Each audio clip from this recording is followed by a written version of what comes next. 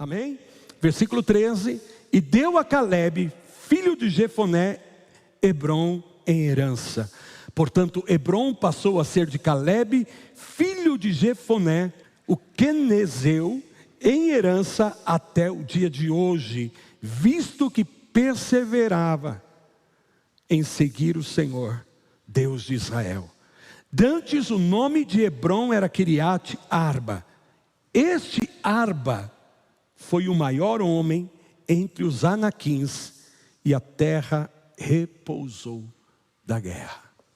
Esse território, esse monte, que era parte da herança de Calebe e da sua família, aleluia, chamava-se outrora Kiriat Arba, porque nesse território havia um gigante chamado Arba, que era o maior homem entre os anaquins. Anaquins eram os filhos dos gigantes. Então fala assim comigo: Arba era o maior de todos, o gigante dos gigantes, para você ter uma ideia. Aleluia. E era esse tipo de povo que habitava nesse território. E Calebe disse: Deus vai me dar a vitória. Eu estou pronto, estou preparado. Então você observe que Calebe, ele tanto confiava em Deus, como também confiava que Deus deu a força a ele necessária para que ele pudesse tomar posse desse território, a despeito de todos os desafios que porventura poderiam ali existir, e de fato existiam.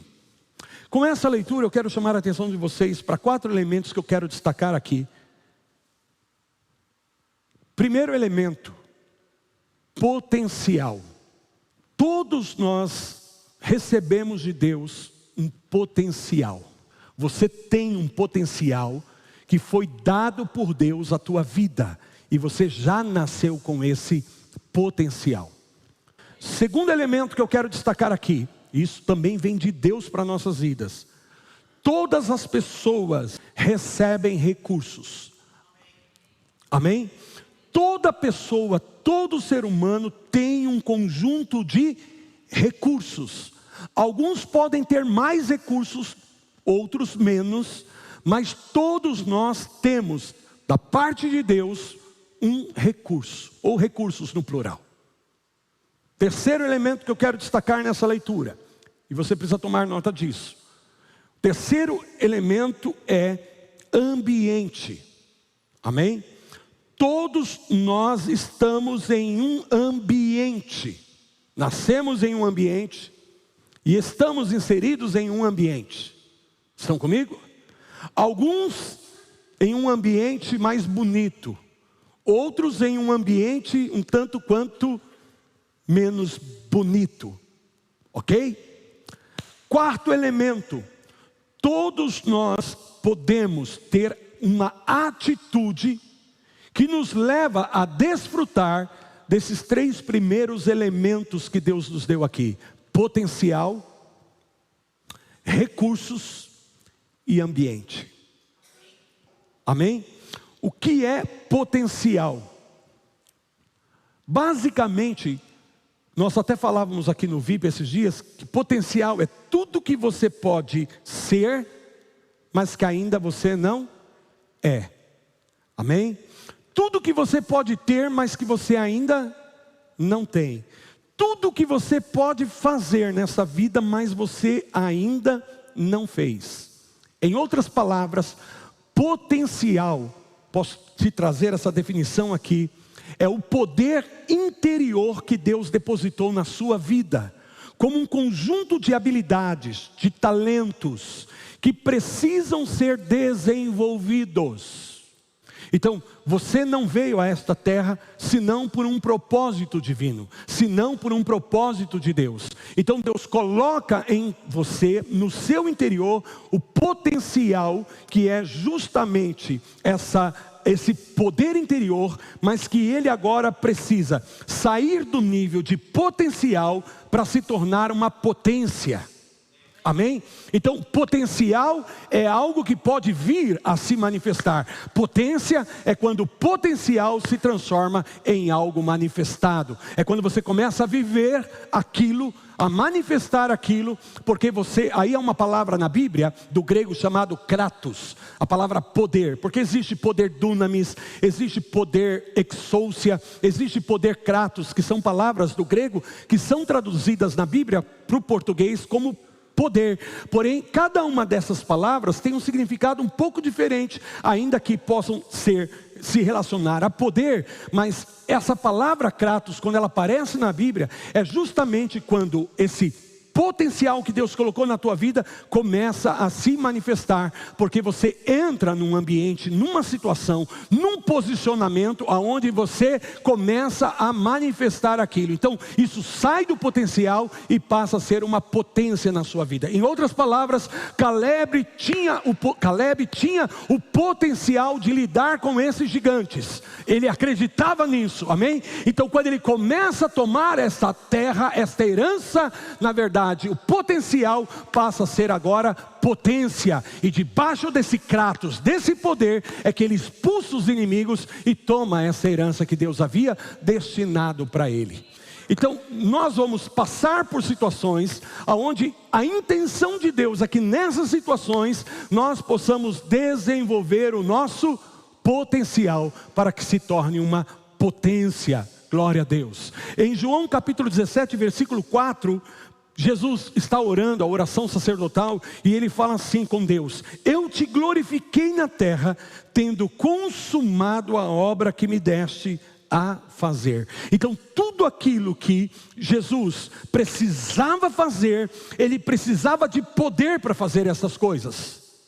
Amém? Deus havia dado esse poder para ele, então ele tinha o potencial, mas quando ele manifesta esse potencial, ele traz a consumação, então o propósito se estabelece, a missão se cumpre, e por isso ele diz: eu te glorifiquei na terra, cumprindo, consumando a obra que tu me deste. Digam glória a Deus. Então veja, primeiro potencial que eu posso destacar aqui, olha para mim. Você foi feito à imagem e semelhança de Deus. Amém? Cada um de nós fomos feitos à imagem e semelhança de Deus. Então daí é que nasce o nosso potencial, de sermos feitos à imagem e semelhança de Deus. E essa palavra semelhança não tem a ver com o nosso aspecto físico. Então o verdadeiro potencial não está condicionado ao teu aspecto físico, às tuas características físicas, mas o teu verdadeiro potencial está embutido, encapsulado no teu espírito, porque eu e você, no nosso espírito, temos a semelhança de Deus. Amém? Então Deus nos dá potencial, mas Ele também coloca na nossa vida a provisão que a gente precisa, os recursos que nós precisamos. E como eu disse, todos nós temos recursos. Porém a verdade é que muitas pessoas desenvolvem uma atitude na vida em que elas prestam mais atenção e correm atrás das coisas que elas não têm, em vez de começar a valorizar, a dar importância às coisas que elas têm. Quando nós começamos a prestar atenção nas coisas que outras pessoas têm e que nós ainda não temos, nós deixamos de celebrar aquilo que nós já temos em Deus. Fala comigo, atitude frente ao potencial, frente aos recursos que Deus tem para nossas vidas. Então veja, quantas vezes nós olhamos para uma situação e encaramos essa situação desde uma perspectiva dos recursos que nós ainda não temos. Seja qualquer projeto na tua vida, até no que concerne a construir uma obra física, por exemplo, uma estrutura natural, nós vamos pensar no quê? Nos recursos. Quanto recurso eu tenho para fazer isto? É ou não é?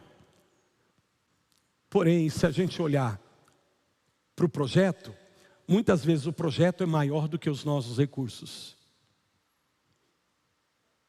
E no que concerne a vida com Deus, o que Deus tem para nós sempre é muito maior do que os recursos que aparentemente nós temos. Vou te dar alguns exemplos na Bíblia, você vai me entender. Jesus está com seus discípulos no deserto e ali há uma multidão incontável de pessoas. No mínimo 5.000 homens, diz a palavra de Deus, sem contar mulheres e crianças. Eu parto do princípio, ou do pressuposto, de que sempre tem mais mulheres acompanhando Jesus do que homens. Então eu fico pensando, bom, não vou entrar em detalhes aí, mas tinha muita gente naquele deserto. Sim ou não? Muita gente. 5.000 pessoas para serem alimentadas, precisa de muita comida. E os recursos eram tão escassos, tão poucos, que eram insignificantes. Tanto que disseram para Jesus, tem aí um rapaz que tem 5 pães e 2, vocês conhecem essa passagem? Fala comigo, 5 pães e 2 peixinhos. E aí o discípulo conclui o seguinte, dizendo para Jesus, mas o que é isso? E essa sempre é a nossa atitude, essa é sempre a nossa tendência. Sim, eu tenho, mas o que significa isso? O que é isso diante do desafio, diante da necessidade, diante dessa situação? Jesus pede para os seus discípulos reunir os 5 pães e 2 peixes, lembram disso? E sabe o que ele faz? Faz algo que é estratégico ali, para mim é muito significativo. A Bíblia diz que ele dá graças. Fala assim comigo, dar graças. Coração agrade. Porque se a gente começa a olhar muito para aquilo que a gente não tem, a gente vai começar a reclamar. Mas se a gente valorizar aquilo que a gente tem, em vez de ficar murmurando e reclamando, nós vamos começar a dar graças. Faz sentido isso para vocês? Amém? Então essa é uma atitude que a gente vai ver sempre na palavra de Deus. Um desafio que aparentemente é maior do que os recursos que nós temos. Porém, precisamos entender isso, que os recursos que Deus tem nos dado podem ser desenvolvidos e de fato devem ser desenvolvidos. Então, olha para mim, me escute com teu coração agora. Cada desafio que vem na tua vida e que proclama em alto e bom som que você não tem recursos suficiente para lidar com esse desafio, na verdade é uma oportunidade que Deus está colocando na tua vida para desenvolver os recursos que Ele já tem colocado na sua vida, para levar esses recursos a um novo nível que vai impulsionar você a níveis maiores que o propósito que Deus tem para a tua vida. Quando Deus chama Moisés para ir até Faraó e tirar o povo de Israel do Egito, quem sou eu? Eu não tenho exército, eu não tenho armas, eu não tenho preparo, eu nem sei falar direito. Ele começou a olhar e colocar diante de Deus tudo aquilo que ele não tinha. Qual foi a pergunta que Deus fez para ele? O que você tem em tuas mãos? Não é o que você não tem nas tuas mãos. O que você tem em tuas mãos? Quer dizer, Deus estava motivando Moisés, direcionando Moisés a tirar os olhos daquilo que ele não tinha para valorizar o que Deus já havia colocado nas mãos dele. Mesmo que seja um cajado. Sabe o que é um cajado? É um pedaço de pau que um pastor de ovelhas usa para poder apacentar, direcionar as suas ovelhas. Vou pegar mais um episódio da palavra de Deus. Profeta, a viúva vem para ele e diz assim: meu marido morreu, não tenho nada em casa, os credores estão aí, vão levar meus filhos embora. Lembram disso? Ela estava todo o tempo falando da dificuldade. E aí o profeta pergunta para ela: me diga o que você tem em casa. Não é o que você não tem, mas o que você tem em casa. Quer dizer, o que Deus já colocou nas tuas mãos. Ainda que aos teus olhos possa parecer pequeno, insignificante, e você esteja diante de improbabilidades na sua vida, quando você confia na palavra que Deus liberou para a tua vida, esta fé começa a ativar esses recursos, e aquilo que parecia pouco se torna mais do que o suficiente para que a palavra se cumpra na tua vida. Ela disse assim para o profeta: eu não tenho nada. Uau! Ela começa no negativo, a tendência que a gente tem, né? De se inclinar mais para o negativo. Ela disse: tua serva não tem nada em casa, Se não, opa, já melhorou. Aleluia, já melhorou. Saiu do negativo e começou a entrar no positivo. Se não, uma botija com um pouquinho de azeite. E a pergunta poderia ser essa: o que é esta botija com um pouquinho de azeite? O que é isso diante dessa dificuldade, desse desafio que eu tenho na minha vida? De pagar essa dívida que, humanamente falando, é impagável. E o que o Senhor fez através do profeta? Deu uma palavra para ela, para que ela começasse a trabalhar com aquilo que ela tinha. E quando ela começa a trabalhar com aquilo que ela tem, debaixo da palavra profética, aquilo começa a se multiplicar. Dá graças, valoriza, celebra, usa aquilo que Deus tem colocado na tua vida. Mesmo que aos seus olhos agora é pouco, mesmo que aos seus olhos agora seja pequeno, mesmo que neste momento pareça que seja insuficiente. Esse é o posicionamento. Estou tão forte hoje como há 45 anos atrás, quando Deus fez a promessa. Aleluia, fala comigo. Atitude.